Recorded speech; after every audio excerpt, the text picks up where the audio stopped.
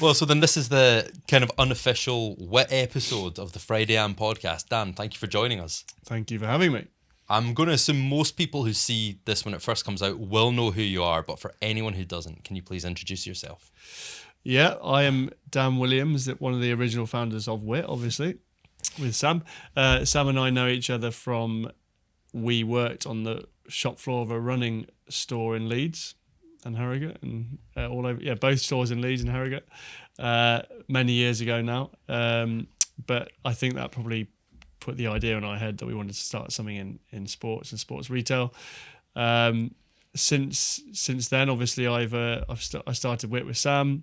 The last 2 years, I've been consulting, mentoring for people in the sector, a couple of small investments in businesses in health and wellness, and acting as interim MD at a couple of businesses as well. You're to blame for WIT, right? Because it was you. You did CrossFit. You fell in love with it, and that's where WIT was born. It was definitely his idea. I just jumped on the bandwagon.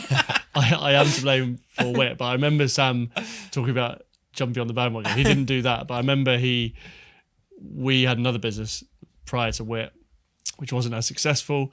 It was a mobile app. It was a bit before its time. We won't talk about that today. But where I'm getting at is Sam was like, me and my friend Tom, who were looking at this business, like we knew Sam already and we worked with him. He was just like, get me involved with this business. Yeah, it was kind of. And since then, he's just been involved. Yeah. No, it was honestly, it was like, is it Wolf of Wall Street? Yeah. I literally, so Dan and this guy Tom, who was our original business partner, a good friend of ours. They came in and pitched. I was still working at the store up and running. I'd moved into the office into a slightly more senior role, and I got to be in the meeting where Dan and Tom were pitching this business idea. Yeah. They came in, they pitched to me and my boss, and I literally rang Dan straight after going, I need to get involved. And I had obviously just, again, had that inquisitive kind of entrepreneurial spirit, I guess. And then since then, me and Dan have in some way worked together. That's what it was about. It was about the inquisitive nature, not the pitch. The pitch wasn't that good, or was the pitch? Was the pitch obviously good enough because I was like, I want to sell this, or I want to be part of this business.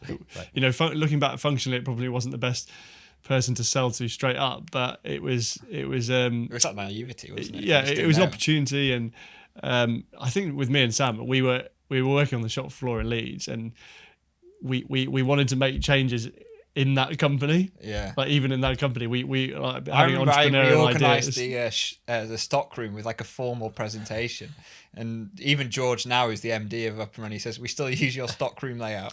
So that was again like just those early days. Like we would have ideas of how we can make it better, and I think that. And then you actually went and built a cleaning company after that.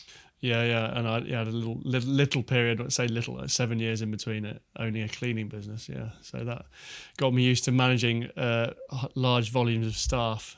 That was probably the main learning from that. So cleaning business to CrossFit. Yeah, so I started CrossFit in Leeds whilst I had the cleaning business. One of the original CrossFit gyms in Leeds, in a warehouse not everyone will know this watching, but in Armley in Leeds, which is an interesting part of we were Leeds. Next to prison. in a warehouse, and it was rough and ready, and but it gave me the piece of exercise I've been missing since university, and team sports or individual sports like I used to do, because there's a lot of camaraderie. So yeah, through CrossFit, and I think it was CrossFit, the passion for CrossFit, and the knowledge of what you had of sports retail kind of gave us the idea to bring it all together and form WIT. So then the evolution from Leeds to London. Yeah, so Sam had already moved to London briefly. I think he'd moved to work. That actually got me that job so this was a funny thing. So Zapped was our first business together, which was the app. I got to a point where I was doing that, trying to still work Up and Running, I was working at a pub. And then we were just like, this business isn't going to work unless we're in London. It was a loyalty app. It was all about volume. It was about get as many coffee shops, bars, restaurants on there as possible. And we had collectively as a group said, right, you need to kind of move to London. But within moving to London, I need to also pay the bills. And so that was when I actually got back into sports retail. And Dan, at that point, you had moved to Innovate. Yeah. And one of your customers, Dan was an account manager for Innovate, and was working with a store in London, and then they needed a manager, someone that had previous experience in the industry.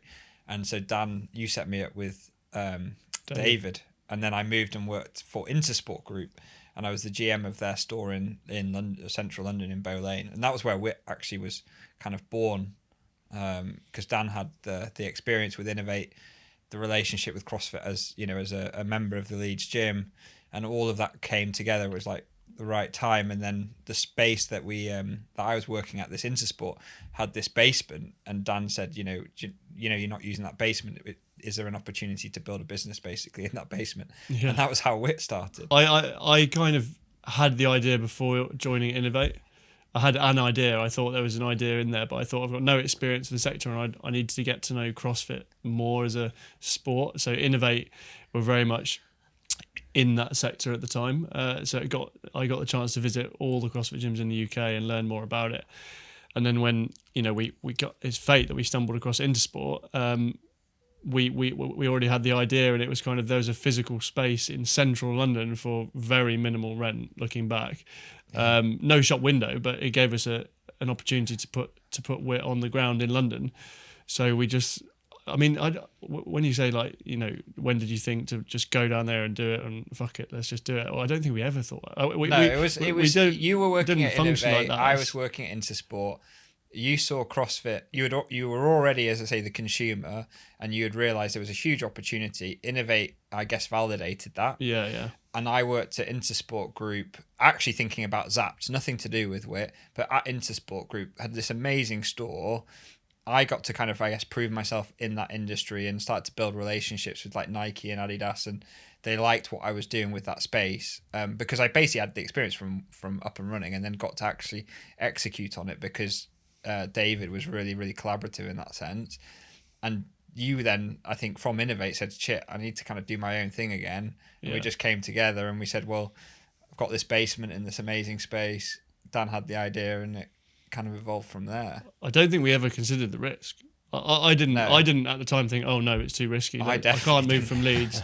But I did. Me and my girlfriend moved from Leeds with no salaries. But at the time, I didn't even think about it. Now I would think, it's risky. But at the time, when you have an idea and you're excited about it and your gut says it's right, you just don't think about it. I think it's important as well to have, what I found through Friday and with some of the founders, is that naivety in the first few years.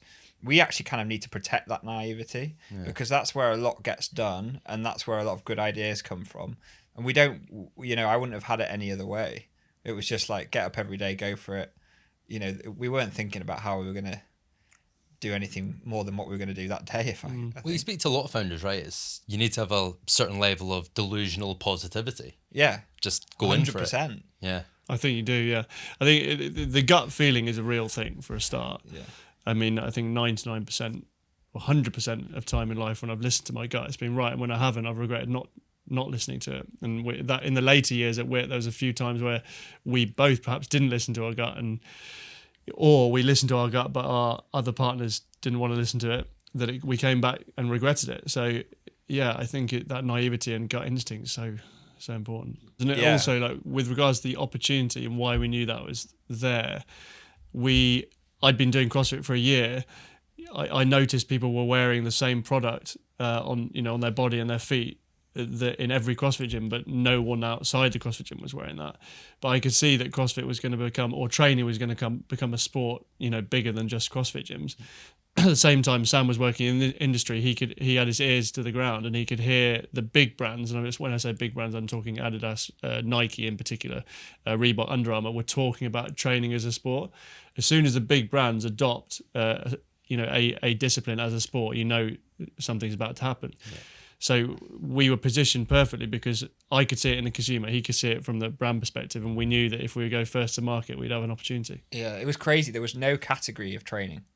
So, and that for me now is like bonkers. Yeah. Nike didn't have the category of it didn't exist. So, so if you go to a gym, the consumer isn't given any direction by the brands. So they're wearing rugby shorts, a pair of Asics shoes.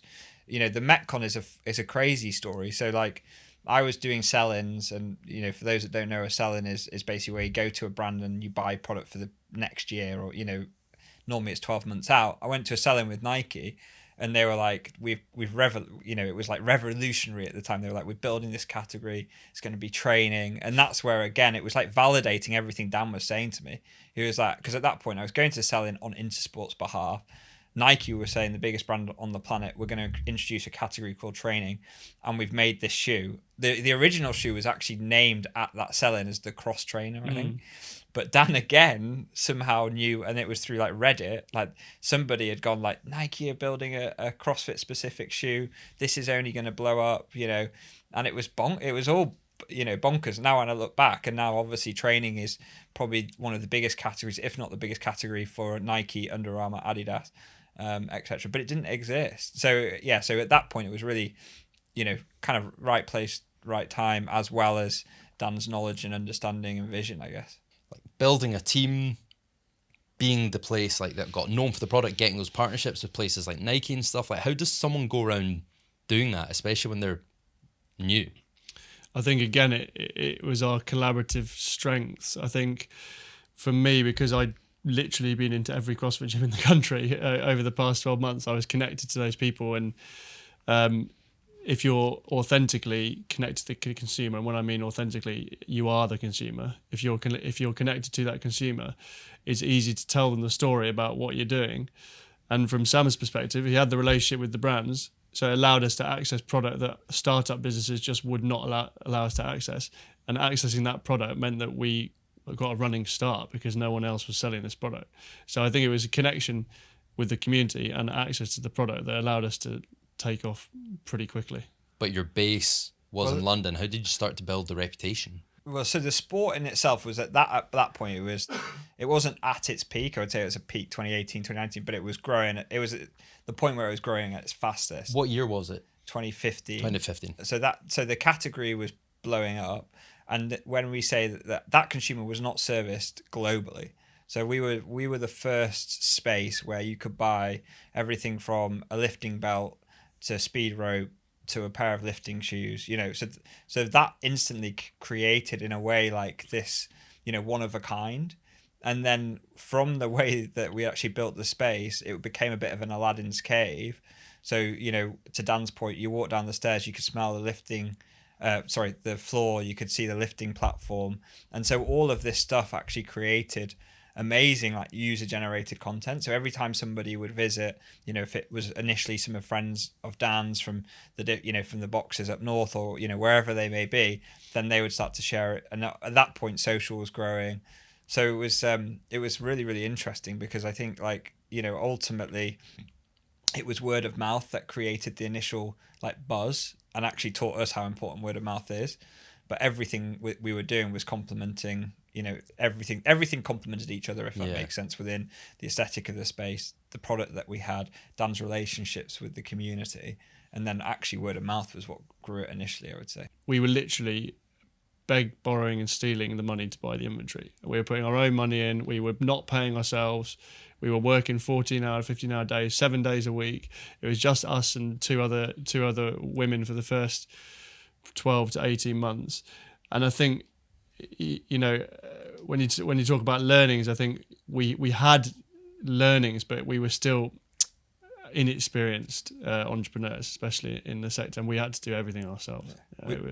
We just had, in summary, we just had the right mindset, but we definitely didn't have the experience. Yeah, I think, obviously I'm jumping around here, I'm sure you'll ask later, but I think what we're doing now is, now we have the experience, and now we're immediately building teams. Now we know how to build brands. Now we know how to build a technical ecosystem to sell the product. But back then, like Sam says, we were literally just grafting and learning on the job. You mentored people, Freddie, and obviously mentors people. You've been through it. You've been through that scrappy stage and learned all the takeaways from that. So what was the first few learnings and stuff, like from that scrappy stage to where it got to? And it was no mean feat what you guys built. There was learnings like how to be a better leader, how to manage a business better, and obviously some of the partnerships you made for investment. What was that whole experience? It's a difficult question, because I think the first 3 or 4 years, we were lucky enough to experience such rapid growth. So we did a lot of things right. We can't be shy about that. Yeah. We did a lot of things right. I think, if we look back, foundationally, our systems and processes weren't good enough for the speed we were growing. So that would be very different this time around. But with regards to, passion, authenticity, brand skills, we were good at that stuff. But that, I guess that was what we were learning, in the sense of, and from a Friday Am perspective, is the importance of authenticity. So again, like, not to jump around, but from a Run Limited perspective, and when we were speaking to Jonty and Molly earlier, it's like protecting that and making sure that they don't lose that, and that's what obviously we've invested in. And I think from a WIT perspective, that was that's what our value was, and that's what we've learned was so valuable, was that authenticity and that understanding of the consumer. And to Dan's point, like, because we were genuinely authentic and we were genuinely doing things for the consumer over ourselves, that's why in those early days we were successful. Yeah. You got new partners. Yeah. And obviously, Sam, you moved on to other things. What was the final years of the first edition of WIT like? What was that? It wasn't what we envisaged when we set out, and when we were young, passionate, and excited about the brand we were building. And I'm sure that's the case with a lot of things in life. It doesn't end up how you want it. But I think WIT, as many businesses, had a challenging period around COVID and post-COVID, which is purely circumstantial. And a lot of very good businesses in many sectors suffered during that time and went out of business. Now, we actually did reasonably well during COVID, but it was after COVID that, with supply chain issues, we couldn't achieve the forecast we would have achieved otherwise. And with that comes some financial stresses, obviously, because your cost base is higher than it should be versus your revenue. At the time, we had private equity investment, and me and Sam didn't necessarily agree with a lot of the things our partners wanted to do. We had a different vision, and Sam, like, bravely at the time, decided to pursue another opportunity which presented to him, and I respect that. I respected it then. I respect it now. Obviously, it was difficult for me, but I kind of maintain my status in the business as CEO because I thought I could still achieve what we set out to do, me and Sam. Obviously, that was probably naive. So it was challenging the last 3 years when it's not going in the direction, when the business isn't going in the direction you want to take it. But there were still some good times in those last few years as well. I think, though, like, sorry to jump in, but I know I wouldn't say it otherwise. And it's, once we started to veer from our values, that's where it went wrong. So for me now, I'm like confident, and this isn't arrogance, it comes with experience, but I'm confident to know that if something doesn't align with my values, which I'm pretty sure are the same as Dan's values, like, it's not the right thing to do. And I think, again, when you get so much money involved, so many different opinions, naturally people are going to have different values and different ways of approaching things. And I think for the last few years of WIT, it was just that really we weren't executing or doing things that aligned with our values, and that's naturally when it went wrong. And I think, so when you look at that, the lesson learned is making sure that you're very clear on, when I went to Noble, and one thing I still have very fond memories of, and something that I'll take wherever I go, it's just like code of conduct, which really represented their values and instantly aligned with mine. And so from a Friday Am perspective, from a WIT perspective, I think we're very clear on what our values are. So I think just from, in a way, it wasn't really necessarily, well, there was a mistake. The mistake was not being strong with regards to our gut and our values, more than anything else. Or that was definitely for me the most impactful thing. That's really nice for you guys. That's the last decade. You guys have been very certain of your values. Yeah, you've known what you stand for. You've known what a business is needed. I think we have, and I think Sam always says that it's one of the most important things about building a small business is working with good people. And he's right. And at WIT, when we were at our height, we had a team of amazing people. We built this amazing team, amazing culture based on strong values. And, when you lose control of the business, which we did, you lose control of the values and the culture. And as much as I stayed in the business for some time after Sam, I couldn't change that. You can't turn the ship when it's that big. Yeah. So that as much as my values still represented what we originally set out to do, they were kind of swallowed. So but yeah, it's exciting now because it's us back together. It's a lot of the original team work for Friday, and some old WIT staff that we're going to bring back in. We think the culture is going to be back to where it was. In summary, 10 years of an amazing experience, but most importantly from a business perspective, loads of lessons learned. We literally experienced a bit of everything, but now I think we're old enough and mature enough to kind of understand the rights and wrongs, I guess. And to Dan's point, like, it didn't end necessarily right for so many people, but back to my original point of like who we are as people, like the values haven't changed, and we'll do everything we can in some way to kind of show how grateful we are for everybody that's been involved to date. But this is a new opportunity, and hopefully it's successful, and we can use that success to help and support as many people as possible, basically. So what is the big plans for WIT 2.0 then? Have you guys got it thought out? Like you said, you're older, bit wiser, the mistakes you made. So what's next? I think it's exciting because of what we've done before, and because what we know we can do from day one. Support network we've got around us with Friday, and the great partner we've got in the Frasers Group, that gives us a real platform to do some amazing things operationally and back of house. Our own experience, our connection to the fitness industry now, not just CrossFit, is quite significant, like more than almost anyone, I'd say. And it's authentic. We're passionate about training. And I think just the reaction we've seen since we brought the business back is really exciting. I've got no doubt the business is going to be more successful now than we even made it in the first 3-4 years before. I'm guessing it's not a case of just picking back up where you left it, though. It's not taking it back to maybe before you brought the partners in, or is it? I think so. The vision now, it's like what hasn't changed, which was our core value, is like how do we change as many lives as possible through training? And everything we'll do will be rooted in that, and we'll definitely amplify that even more so with us reintroducing the brand. But there are some, from a business and a strategic perspective, some changes that we'll make. One of the lessons that we learned is that we wanted to be an authentic retailer, quite curated, but we didn't drive enough of our own brand. And we just have to be honest with ourselves that we need to drive the own brand, and we're capable of driving a great own branded, business, while also staying true to that collaborative nature, and again, like curating collections with some of the amazing brands within the space.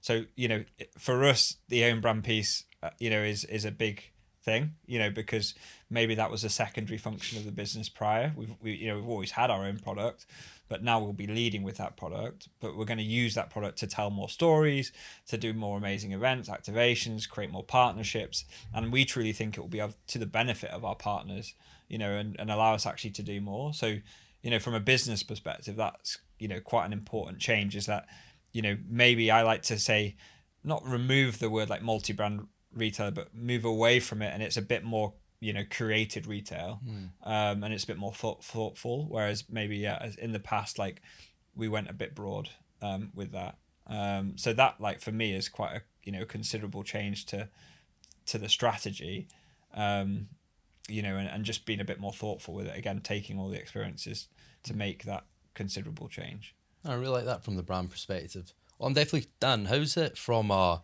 personal perspective? Because by the end of the original WIT, it almost felt a wee bit like death by 1,000 cuts. Like you said, your values were just being, kind of hammered at, even though you kept trying to push them in.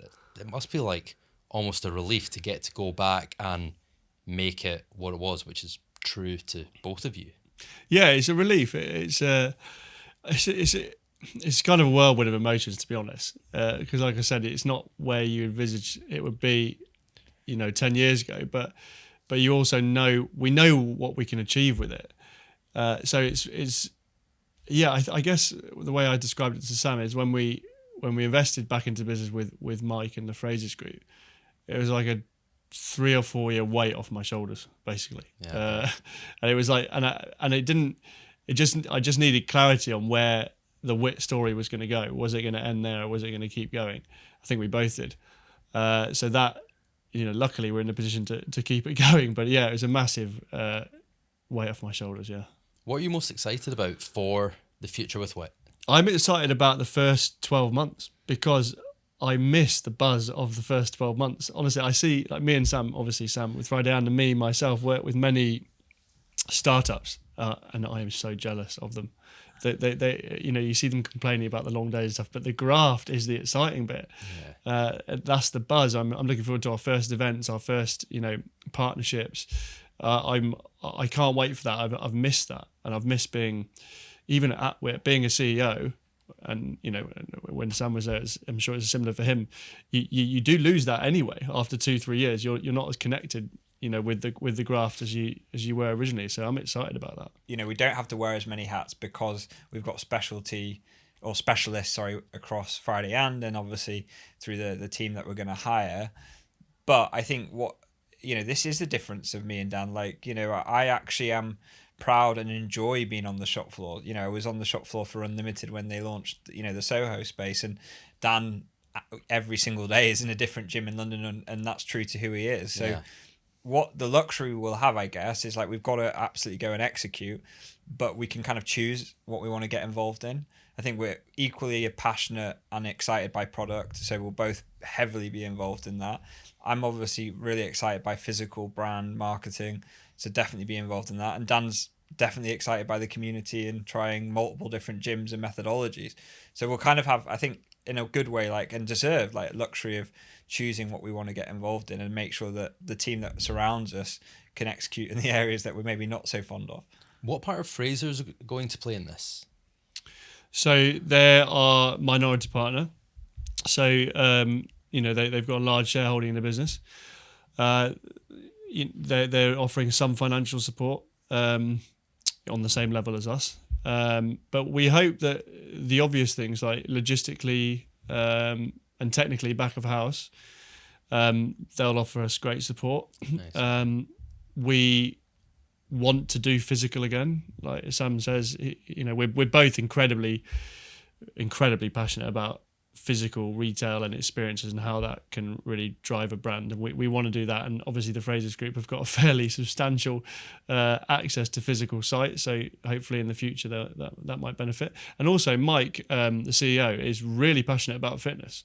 Nice. Really passionate about fitness, and authentically as well, isn't he? He's not the guy's not putting it on. So we hope he'll be very involved in the process as well. So you feel like you've got a partner that follows the values you guys are passionate about, which is obviously something that was super important from last time. Yeah, definitely. I think, and they won't mind me saying this, Fraser Group has evolved massively. And to Dan's point, I think with Michael being the CEO, who is our age, well, he's my age, super passionate about training. He is, again, authentic to the brand. And I think that's why the brand interested him and why when we reached out, he was so receptive. But they are unbelievable operators, and I think that's where they'll massively help us. And again, on reflection, probably an area that we were a little bit weak in the past. So we've got a really good partner there. Yeah. Timeline wise, have you got anything you can give away for people? What's the plans over the next year? Do you have dates in mind? Yeah. So first event, to Dan's point, which is extremely exciting, will be in September. Now I've said that, we're accountable to delivering on that. I think that's important. And then you'll really start to see the website and the product come through from November onwards. And our first kind of, campaign will be autumn, winter. And again, with all of our experience, we realize how much we can do in the sense of with a less is more approach. We're really kind of focusing on, winter, spring and summer, really kind of seasonally led. Make sure we have a really good overarching campaign and message that we, and story we want to tell, and then from that we can do multiple things. So we're, from a strategy and marketing perspective, we're really clear on what we're trying to do. I think the biggest thing for me and Dan is just a little bit of patience to, we're desperate for the product to come through, but to do it properly, it takes time. Yeah. So our performance and technical product won't be launched really until probably April next year. But we'll still have some amazing lifestyle product that comes out in the winter. Guys, it's been one hell of a journey. Dan, with all this years of accumulated experience, what is there one big takeaway you take from it all? I think I've learned a lot about myself in the last couple of years. and my weaknesses as a CEO before, and I'd like to think that if I'm a CEO again, which I actually am a CEO at the moment in front of another company, but I'll use that to be a better CEO. And I think and this is quite not a spiritual, like personal perspective, but you've got to find a way to enjoy every day of your life. And if you work and if you're building a business and that business is not fulfilling you in that way, then you got a problem. And I think that with WIT, it always did that for me, and I'm just looking for it to do that again. And if it does that, I'll be super happy. Amazing. Thank you so much for coming on. No problem. Thanks for having me. Thank you.